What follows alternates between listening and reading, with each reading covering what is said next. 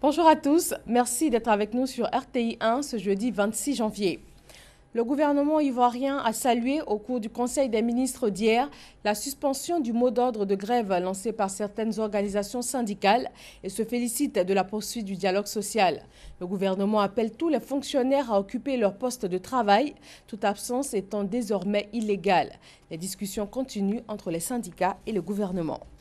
Salon international Shield Africa 2017, cette rencontre d'Abidjan consacrée aux questions de défense et de sécurité va durer 4 jours.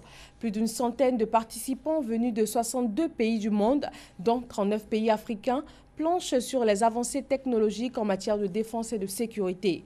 Le ministre de l'Intérieur et de la Sécurité a salué le soutien des pays africains et européens à la Côte d'Ivoire. Le groupe intergouvernemental d'action contre le blanchiment d'argent en Afrique de l'Ouest sensibilise la jeunesse. Il est question de montrer aux jeunes Africains les dangers liés au terrorisme et au blanchiment de capitaux. Éric Goré.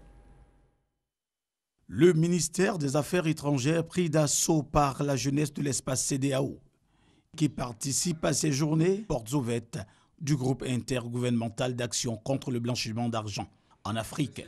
Cette institution spécialisée de la CEDEAO entend sensibiliser les jeunes contre ce phénomène dangereux pour le développement. Lorsque nous savons que la frange la plus importante des populations de nos États sont composées de jeunes et que la lutte que nous menons est une lutte inclusive, une lutte concertée, une lutte collective, nous devons pouvoir consacrer une place aux associations de jeunesse. Et c'est dans ce cadre que nous pensons qu'il était utile de porter le message à leur attention. Les jeunes qui participent à ces journées sont maintenant informés de la notion du blanchiment d'argent. Il est important pour nous jeunes aujourd'hui de tourner dos au blanchiment d'argent.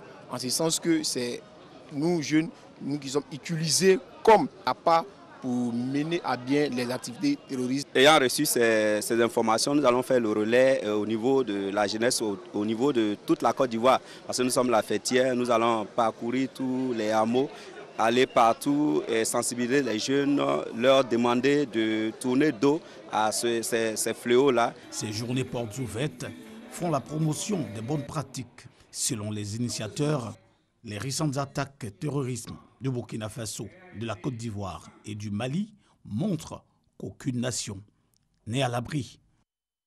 Le nouveau président gambien est attendu à Banjul ce jeudi. Adama Barrow, toujours en exil à Dakar à la suite de la crise post-électorale qui a touché le pays, peut désormais prendre ses fonctions à la tête de l'État.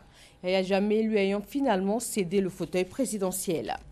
Primaire socialiste en France, face à face hier soir entre Benoît Hamon et Manuel Valls. Les deux candidats ont débattu une dernière fois avant le second tour du 29 janvier. La question de l'emploi étant au centre des échanges. Rappelons qu'ils ont respectivement recueilli dimanche 36% et 31% des voix. Theresa May attendue à la Maison-Blanche ce jeudi.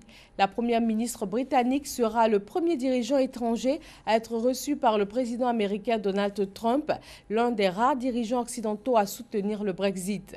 Le président américain dit vouloir conclure rapidement un accord commercial avec Londres à l'heure où Theresa May souhaite sortir son pays du marché unique européen et se tourner vers le libre-échange. Du côté du Gabon, l'Égypte est la dernière équipe à s'être qualifiée pour les quarts de finale de la CAN 2017 après sa victoire contre le Ghana 1-0. Les Black Stars étaient déjà qualifiés. Le Mali a quant à lui tenu un échec 1-1 une équipe d'Ouganda, mais les deux pays sont éliminés.